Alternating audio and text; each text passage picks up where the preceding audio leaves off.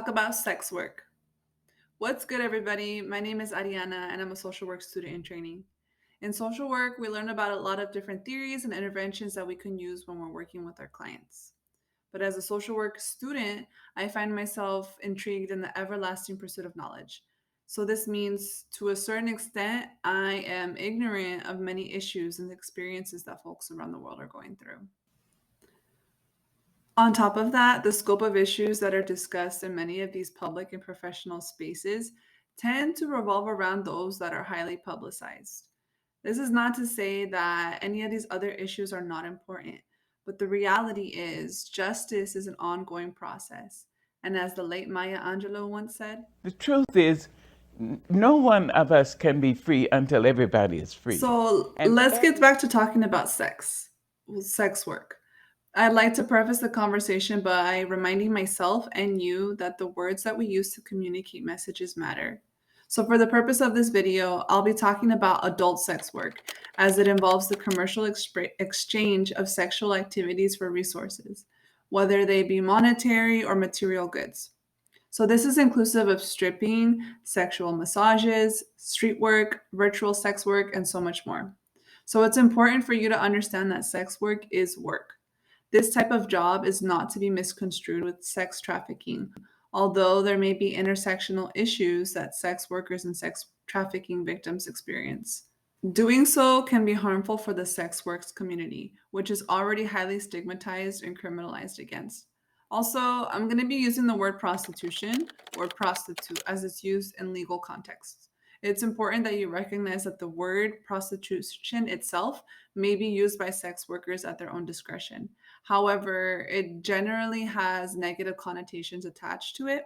This traces back to the 1910 act called the Mann Act, which was passed into US law, and it essentially lumped sex work into the same category as sex trafficking, making it illegal for people to, quote, transport any individual, male or female, in interstate or foreign commerce, end quote, across state lines for the purpose of prostitution or sexual activity. Having existed for decades, the issues of sex workers gained traction between the 70s and 80s in response to several events, one of them being the HIV and AIDS epidemic. In the 80s, sex workers and members of the LGBTQ plus community became scapegoats for the spread of STIs. Any sex positive movements at the time were impacted by societal tension and the death of many leaders in the movement due to HIV and AIDS. Gloria Lockett, a sex worker and sex work activist in the 80s, became part of the growing movements demanding the decriminalization of prostitution, such as Coyote, and she even went on to create the California Prostitutes Education Project. Sex work is decriminalized in New York, so it doesn't matter, whatever. But Really? Yeah. Wait, prostitution is legal in New York? It's not legal, it's decriminalized. That means a totally different thing. During the 60s and 70s, the fight for the LGBTQ rights plus became nearly inseparable from the fight for sex worker rights. At a time where gender expression and presentation was being heavily policed, gay bars and clubs became safe spaces for folks with these intersecting identities. So in 1969, when the police raided the Stonewall Inn, a low-profile bar in New York, an uprising ensued. Community members and bar attendees rioted for 6 days against the police in protest against their inhumane harassment and social discrimination towards sex workers and LGBTQ plus members alike.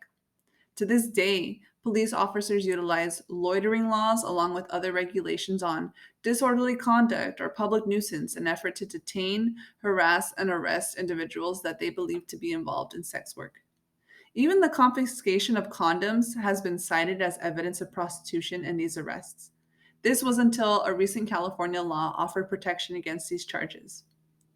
Women of color, and most specifically transgender women of color, are often primary targets of these racialized and gender stereotypes.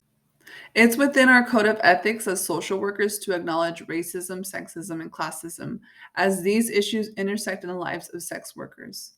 The issues that I previously mentioned are not only problems that this population faces.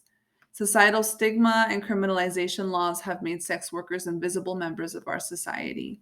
This increases their vulnerability to being exploited, to experience violence and disease. Regardless of what they think, each worker deserves to be supported through workplace health, safety, and human rights.